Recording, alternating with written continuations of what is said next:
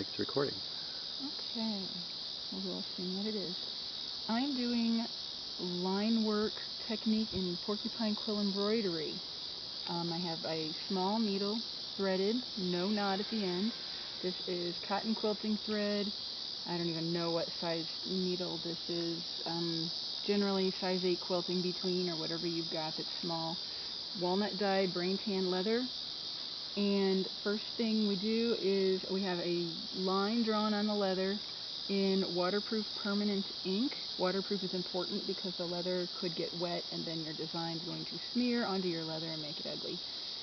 I'm going to take a small stitch into the leather and leave a little bit of a tail on the thread, and then another little back stitch to get me down to the end of my line. And I'll pull that tight, because the brain tan is so spongy it locks into the leather and you cannot see that I've sewn in there.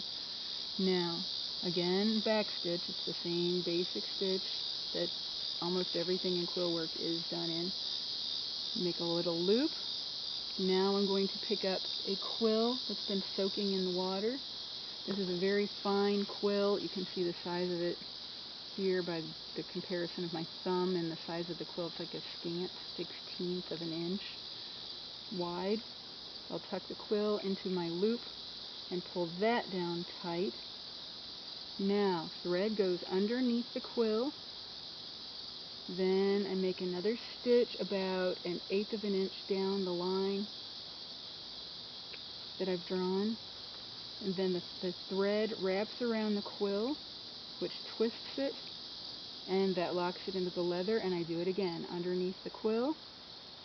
Make another stitch about 1/8 of an inch away. It's important that your stitch length is about the same every time, and the length on the quill is about the same every time. That's about 1/8 of an inch as well.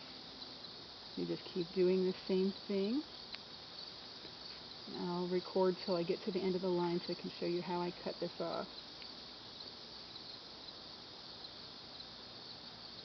Just the same thing over and over.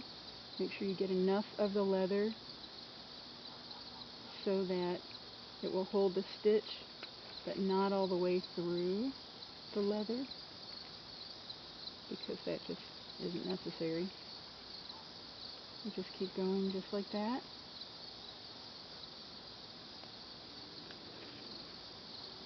Now I'm at the end of my line. I'm going to do the one last stitch.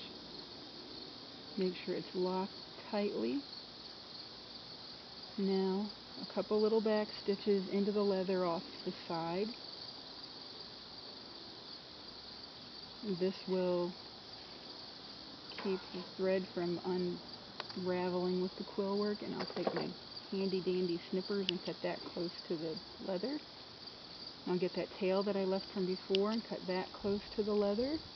Now I need my little knife. An X-Acto knife will work. This is a sharpened knife from an old manicure set. Looks like this. I like it because it has a rounded tip and won't be as likely to cut my quill where I don't want it cut. I'll cut the end that I was using close to the end where my last stitch was. Cut off the tail of the quill, and there's my line for my line work. The important thing is to get it very even so it has this ropey kind of look to it. And that's pretty much it. It's line work, Porcupine Quill Embroidery. That's it? That's it.